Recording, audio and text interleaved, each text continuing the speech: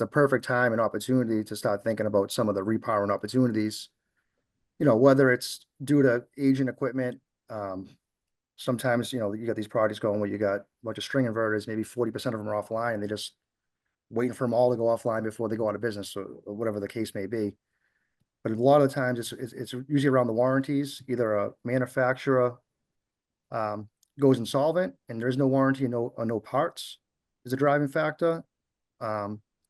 We have situations where we have building hosts want to do some roof upgrades and some warranty work to their roof or whatever it may be. So typically there's a cost sharing involved to take a project off the roof. So a lot of times we'll approach a customer and say, listen, like, this is a perfect time. I mean, if you got cost sharing, it's a perfect time to start doing some upgrades. But a lot of the driving factors for us are failing equipment and, you know, turn the IRO, the rate of return into a recovery on the return, right? But mostly it's around manufacturers going insolvent. Replacing SATCON units, we see that often, right? Mostly at the time, those were negative grounded systems, or how we're referring to nowadays, right? What we do typically, at least our inverters requires a floating array, right? So the way we work around this is we typically try to avoid restringing or having to tell the customer that they need to restring for their sites. So we potentially look into if the solar company or the panels that are installed for that site would allow for any configuration of that array to become a floating array, right? If that's even possible, if it is something that was allowed after the site was implemented, then it could be an easy installation of our inverter at this point.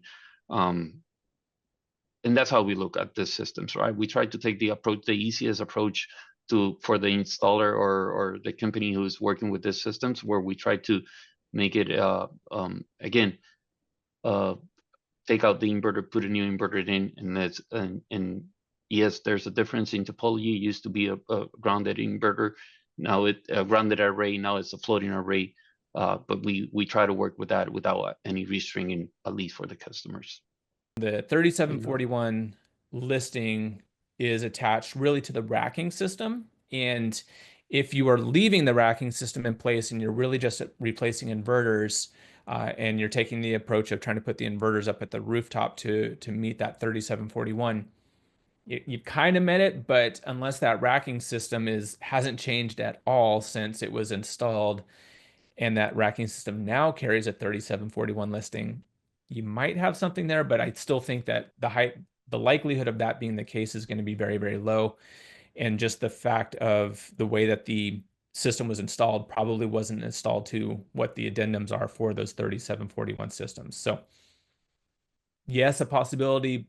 No, probably not very likely, I guess, is kind of where I would go with that one. Yeah, I would say I totally agree with you on this one, Ryan. If anything, it would be for us where UL 3741 might come into play if it's a system that was installed under NEC 2014, where you can place the inverter nearby the array.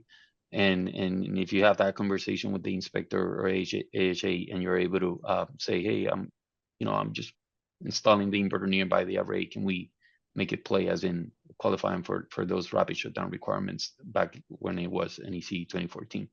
But yeah, I totally agree. Nowadays, with it's mostly tied to the racking, and my assumption is that the rackings that were used back in the days are not certified at this point. Yeah, Right. it'll be really tough to convince an ASJ otherwise. I mean, they're going to go right for the rapid shutdown. Every electrical inspector in this country now is laser focused on rooftop solar.